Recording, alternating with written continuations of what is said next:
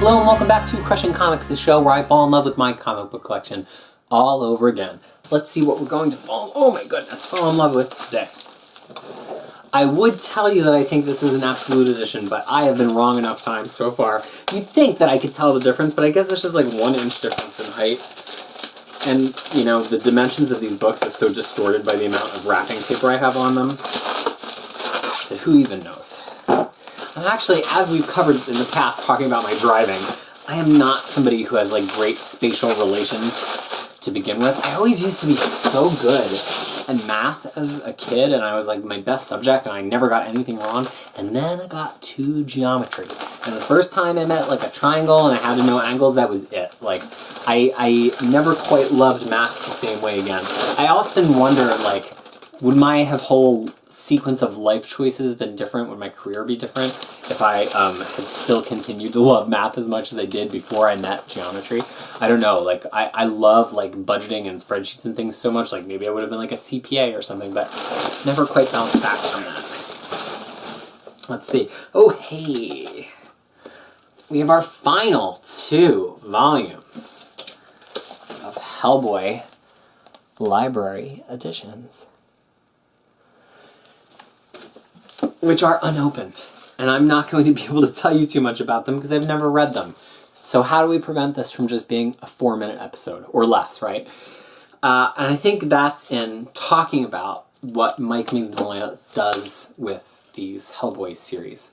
Because this is going to be a little bit of a spoiler, but not really, because if you're following Hellboy in the comics right now, you already know this. At the end of Volume 6 here, Hellboy dies. And you know, plenty of heroes die in the Marvel Universe, right? We can name a ton. Captain America has died, Thor has died, Wolverine has died, Jean Grey has died, and all of these characters come back.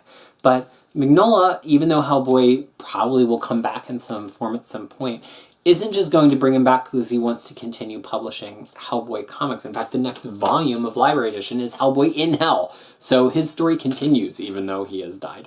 But there's this sense of like a character that can grow and evolve and change. And that is part of what is so satisfying about reading Hellboy. I mean, I haven't been this far into it, but I have read some Hellboy. And it's just that like it's a character that can actually go through life. So often with characters in Marvel and DC, they're stuck in this kind of like static path, or they're just on a treadmill where, you know, they die and then they get mean and then they're violent and then they're evil and then they come back and they're heroic again, and the cycle just continues because that's the nature of the IP at Marvel and DC. Neither of these comic companies can really afford for a character to have too much forward motion. And as a fan, depending where you drop in on that cycle, sometimes it can be really disappointing when you get back around the cycle and you realize you're witnessing it all over again. And that's not just for big characters like Captain America, who like necessarily have to like die and go through this to like keep their book moving over time. I think the character like Rogue, who had a really long story arc over time of finally kind of like coming to terms with her powers and controlling her powers,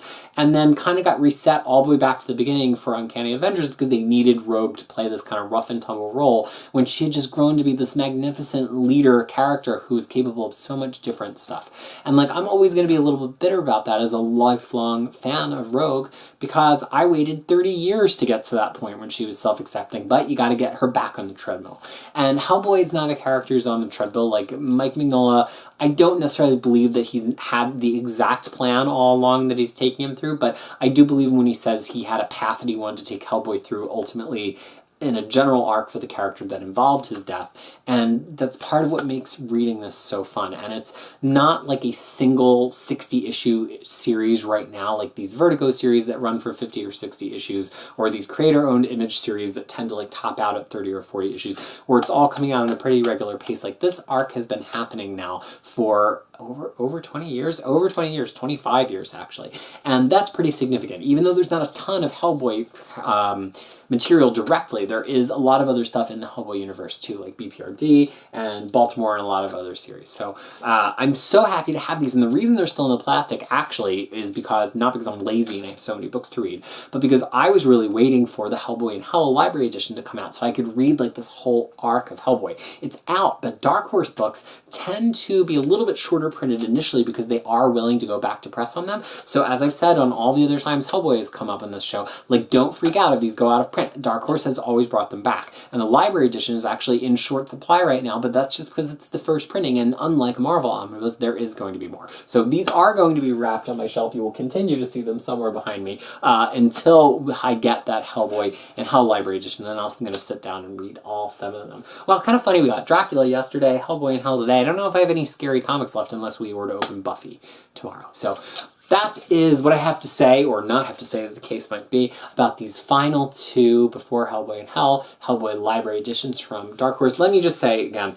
these are such a good deal. They're $50 retail, and if you go, especially if you live in the States, you should be going to a site like In Stock Trades or Cheap Graphic Novels and getting that, you know, probably more than 30% off. Even Amazon tends to have these 25 to 30% off. So for the amount of book that they collect and for the beauty of their collection, they're some of the best books you can get for your dollar. Okay, so now for the ceremonial shelving of these 2 Hellboy Library Editions. Where does Hellboy live? Oh, directly behind me. Well, they're not going to put there right now. So we're going to put them here. Thanks so much for watching another episode of Crushing Comics. Please be sure, sure enough, to tune back in next time for more unwrapping and more falling in love. Thanks so much for watching.